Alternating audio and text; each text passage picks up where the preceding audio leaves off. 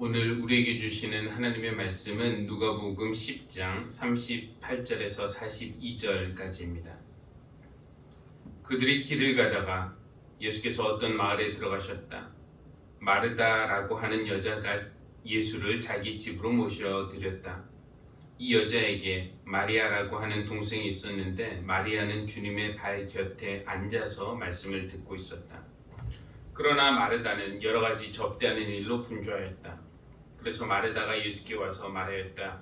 주님, 내 동생이 나 혼자 일하게 두는 것을 아무렇지 않게 생각하십니까? 가서 거두어 주라고 내 동생에게 말씀해 주십시오. 그러나 주님께서는 마르다에게 대답하셨다. 마르다야, 마르다야, 너는 많은 일로 염려하며 들떠 있다. 그러나 주님의 일은 많지 않거나 하나뿐이다. 마리아는 좋은 몫을 택하였다. 그러니 아무도 그것을 그에게서 빼앗지 못할 것이다. 아멘.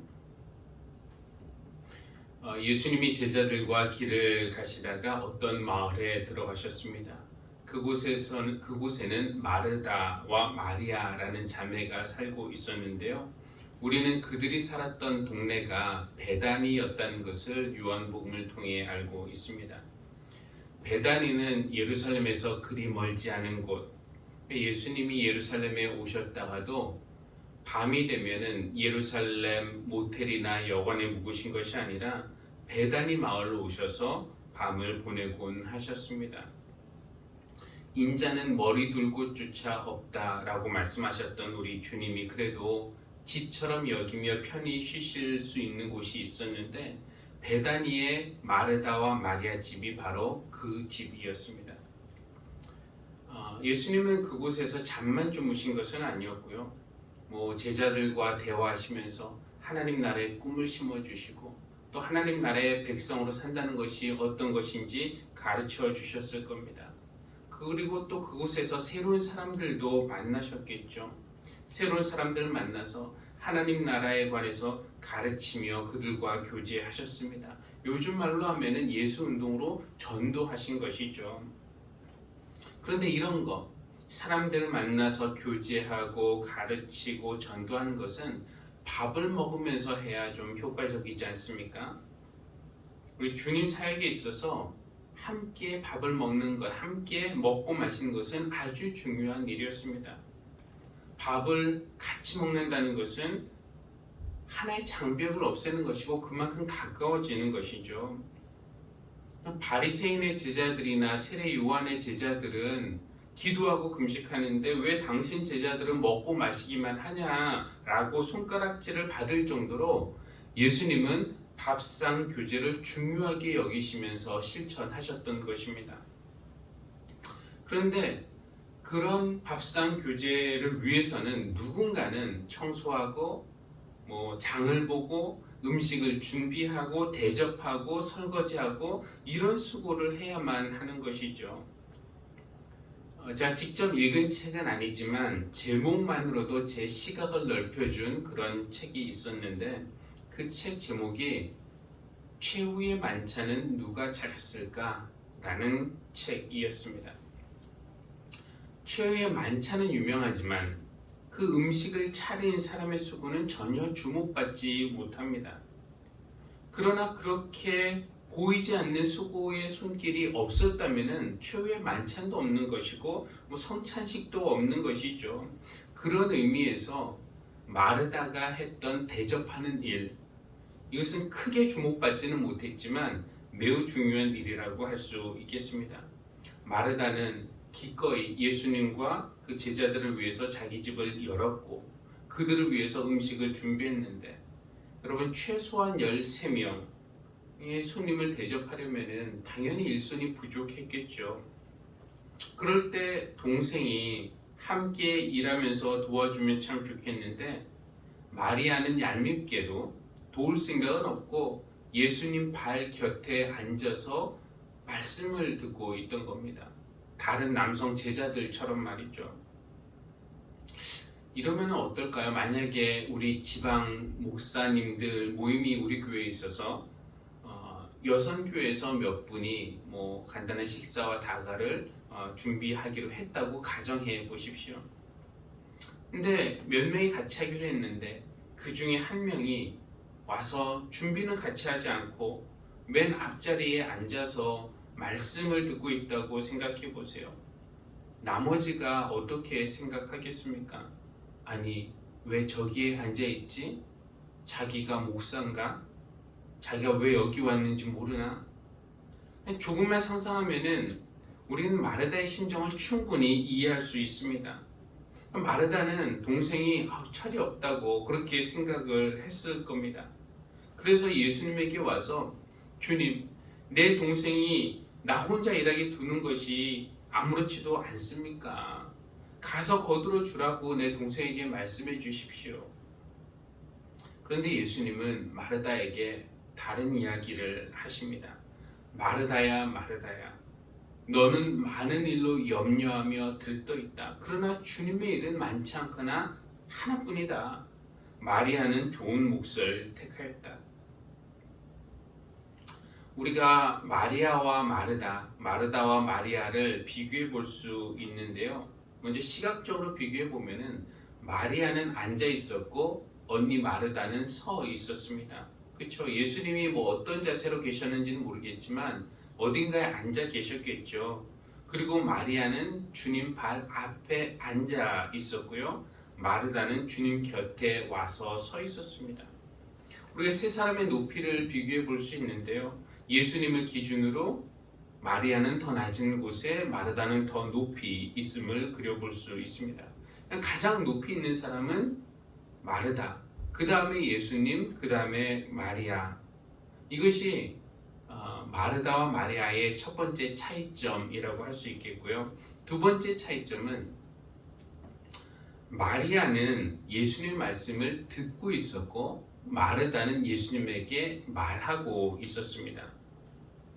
마리아는 주님 발 곁에 앉아서 주님 말씀을 듣고 있었어요. 주님이 무슨 말씀을 하실지 사모하는 마음으로 기다렸고 그 말씀을 듣고 순종할 그런 마음의 준비가 되어 있었던 것입니다. 귀한 마음이죠. 반면 마르다는 예수님이 어떤 일을 하셔야 하는지 지시하듯 말했어요. 가서 내 일을 거들어 주라고 동생에게 좀 말해 주십시오. 물론 예수님에게 말하는 것 자체가 나쁜 것은 아닙니다. 우리가 예수님에게 말할 수 있고 또 당연히 말해야죠. 주님에게 구하는 것은 좋은 것입니다. 우리가 그것을 기도라고 하지 않습니까? 그런데 내 상황을 아뢰고 주님의 도움과 지혜를 구하는 것은 좋지만 지시하는 듯한 그런 태도에는 문제가 있어 보입니다. 내 동생에게 가서 언니를 도와주라고 말씀해 주십시오 라고 하는 것은 말하자면 주님의 힘을 빌려서 내 뜻을 이루겠다는 거 아닙니까? 마르다의 모습은 오늘 우리가 기도하는 그 방식을 돌아보게 하는데요. 우리도 마르다처럼 내 뜻을 먼저 세워놓고 이것이 좋은 것이다 이렇게 뜻을 세워놓고 하나님에게 그 일을 이루어 달라고 기도하지는 않나요? 그런데 기도의 본질은 무엇이겠습니까? 나의 계획이 있는데 하나님 내가 이 계획을 이루도록 도와주십시오 라고 말하는 것이 기도가 아니라 하나님의 뜻을 이루시는 일에 나를 사용하여 주십시오.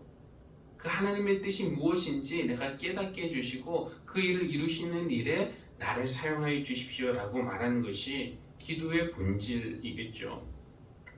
기도는 하나님보다 더 높은 위치에서 이렇게 해주세요 저렇게 해주세요 지시하듯 하는 것이 아니라 하나님 팔 곁에 앉아서 순종하는 자세로 제게 말씀해 주십시오 제가 듣겠습니다 라고 말하는 것입니다. 그런 의미에서는 마르다가 아니라 마리아가 우리에게 신앙의 본이 된다고 말씀드릴 수 있겠습니다. 이렇게 말씀드리다 보니 마리아는 지켜 세우고 마르다는 몰아세운 것 같은데 사실 마르다가 했던 일도 매우 중요한 일입니다. 마르다는 여러 가지 접대하는 일로 분주하였다라고 했는데 마르다의 일은 접대하는 일이었어요. 접대라는 단어가 원어로는 디아코니아, 인데요. 손님을 대접하다 또는 식탁에서 봉사 아니면 시중 들다 이런 뜻이라고 합니다. 디아코니아에서 나온 말이 집사를 뜻하는 디콘이라는 말인데요. 그러니까 교회에서 집사님들이 하시는 일은 비유하자면 식탁에서 시중 드는 일, 식탁에서 봉사하고 섬기는 일과 비슷한 일입니다. 웨이터나 웨이트리스가 식당에서 잘 시중 들고 대접해서 손님들이 맛있고 즐겁고 편하게 식사를 할 수 있게 하듯이 집사님들이 교회에서 그런 역할을 감당해야 됩니다. 그렇다고 주방 봉사만 하라는 것은 아니고요. 교회란 하나님의 은혜 식탁이고 사람들이 여기 와서 하나님과 만나서 교제하고 또 하나님이 베푸시는 그 은혜를 받아 먹는 곳이 바로 교회이죠. 근데 그런 일이 가능하려면은 누군가는 앉아서 먹는 것만이 아니라 음식을 나누고 은혜를 나누고 그렇죠? 대접하고 섬기는 일을 해야 합니다. 교회의 집사님들이 바로 그런 일을 하는 겁니다. 어떤 이는 청소로 섬기고 어떤 이는 음악으로 섬기고 어떤 이는 안내로 섬기고 어떤 이는 교사로 섬기고 어떤 이는 음식으로 섬기고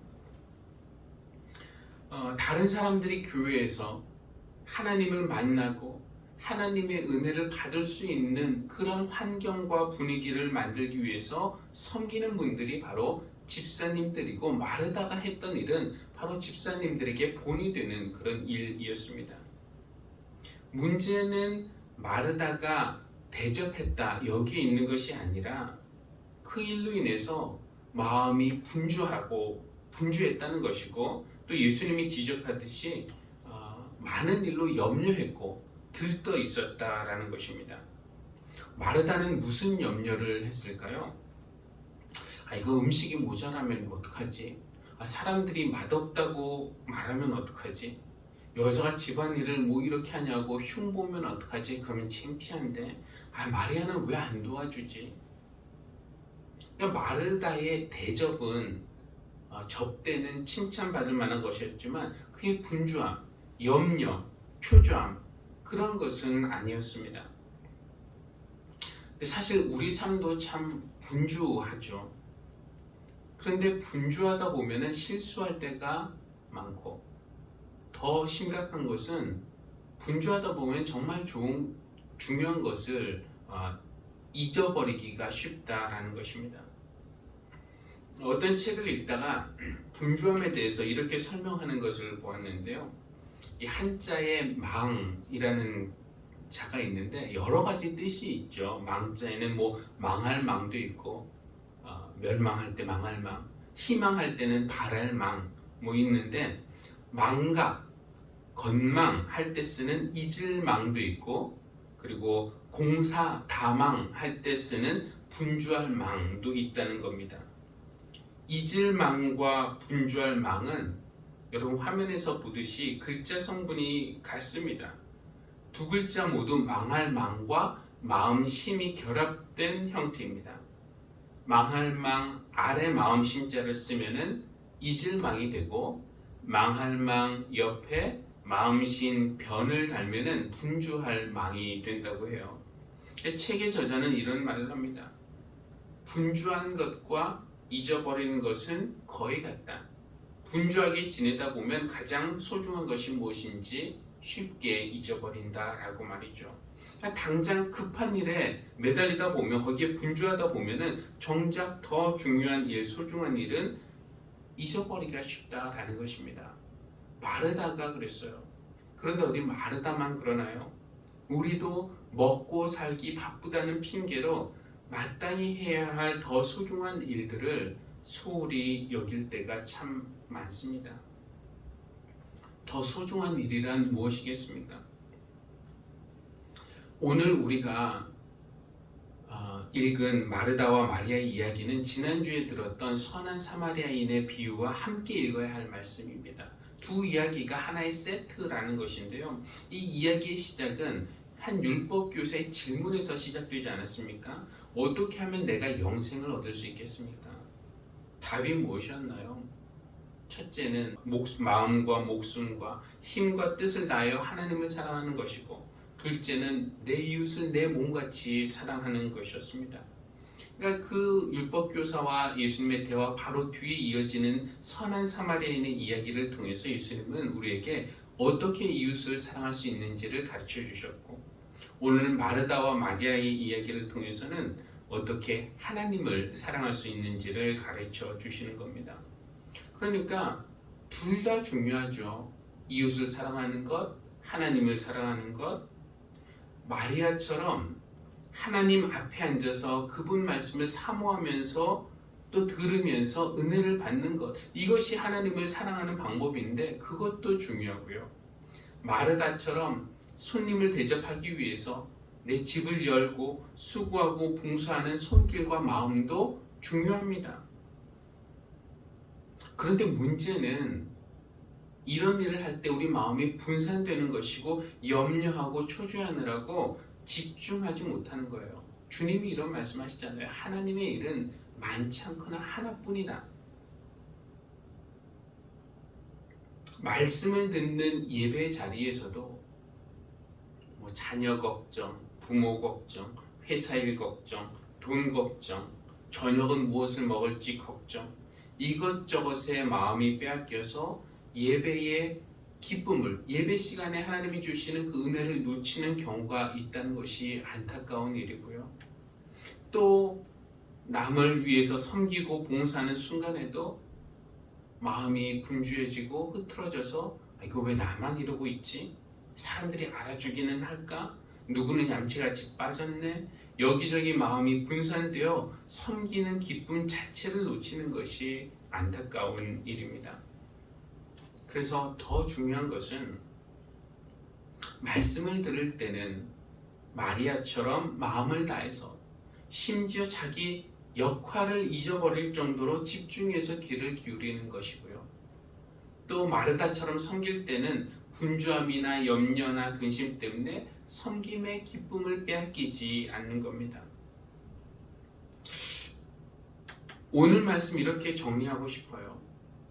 이웃사랑과 하나님 사랑, 하나님 사랑과 이웃사랑, 영생을 얻기 위해서는 둘 다 중요합니다. 그러니까 우리 이웃사랑이 치우친 사람은 마리아처럼 주님 발 앞에 앉아서 은혜를 구하는 것을 배워야 되고요. 하나님 사랑에 치우친 사람은 마르다처럼 섬김의 실천을 배우는 것이 필요합니다. 굳이 선호를 따지자면은 주님과의 관계에서 은혜를 받는 것이 먼저입니다. 왜냐하면 다 거기에서부터 모든 우리의 삶의 행동이 파생되기 때문인데요. 그런데 그렇게 할 때에 마르다처럼 주님 위에 서서 자기가 원하는 것을 지시하듯 말하는 것이 그런 기도가 아니라, 마리아처럼 주님 발 앞에 앉아서 말씀하십시오, 제가 순종하겠습니다 라고 말하는 그런 마음을 우리가 배워야 할 것입니다. 하나님의 일은 많지 않거나 하나뿐입니다. 하나님을 사랑하는 것, 이웃을 사랑하는 것, 두 개고 결국 그것이 하나인 것이죠. 그 하나가 바로 주님과의 관계입니다. 나머지는 따지고 보면은 그렇게 중요할 것도 없어요. 다른 사람들의 시선이나 평가, 아니면 내가 하는 일의 성공 여부, 이런 것들은 다 2차적인 것입니다. 그래서 덜 중요한 것에 마음이 뺏겨서 너무 분주하거나 염려하거나 초조해서 정말로 중요한 것을 놓치는 일이 없으면 좋겠습니다. 예수님은 우리에게 영생의 길을 알려주셨어요. 온 마음 다해서 하나님을 사랑하고 이웃을 내 몸같이 사랑하라. 그런데 이 세상에서 분주하게 살며 마음 빼앗기다 보니까 둘 중 하나도 제대로 실천하지 못함을 깨닫습니다. 그래서 오늘 우리는 다시 주님의 발 앞에 나와 앉았습니다. 지금 이 예배 시간이 바로 그런 시간 아니겠습니까? 주님은 오늘도 우리에게 우리 마음에 말씀을 하십니다. 여기 교회에서는 예배 시간에는 마리아처럼 주님 발 앞에 앉아서 생명의 말씀을 사모하며 귀를 기울이는 우리가 되면 좋겠고, 그리고 그 말씀을 들었으면은 계속 앉아 있는 것만이 아니라 이제 세상에서는 마르다처럼 일어나서 섬기고 봉사하는 사람이 되기를, 다만 분주함이나 염려나 초조함 때문에 그 섬김의 초점과 기쁨을 잃어버리지 않도록 주님께서 우리 마음의 중심을 잡아주시기를 바랍니다. 그래서 우리의 삶이 영생의 날마다 더 가까워지는 그런 삶을 우리 모두가 살아갈 수 있기를 주님의 이름으로 기원합니다. 기도하겠습니다. 하나님, 우리에게 가장 좋은 것, 가장 유익한 것을 바라시고 계획하시고 이루시는 하나님께 감사드립니다. 우리에게 영생의 길 가르쳐 주시기 위해서 주님을 보내주신 것도 감사합니다. 그런데 온 마음으로 하나님을 사랑하고 이웃을 내 몸처럼 사랑하는 것이 쉽지 않음을 깨닫습니다. 세상에서 여러 가지 일에 마음이 빼앗겨서 가장 중요한 한 가지도 제대로 못하고 있음을 회개합니다. 하나님, 우리의 힘으로는 안 되니 주님께서 우리 마음에 들어오셔서 우리 삶의 주인이 되어 주시고 우리의 말과 생각과 행동을 주관하여 주십시오. 우리에게 말씀하실 때 마리아와 같은 낮은 자세로 듣고 순종하는 믿음 허락하여 주시고, 또 말씀 들었다면은 마르다처럼 일어나서 섬길 수 있는 기쁨도 허락해 주시기를 기도합니다. 예수님의 이름으로 기도합니다. 아멘.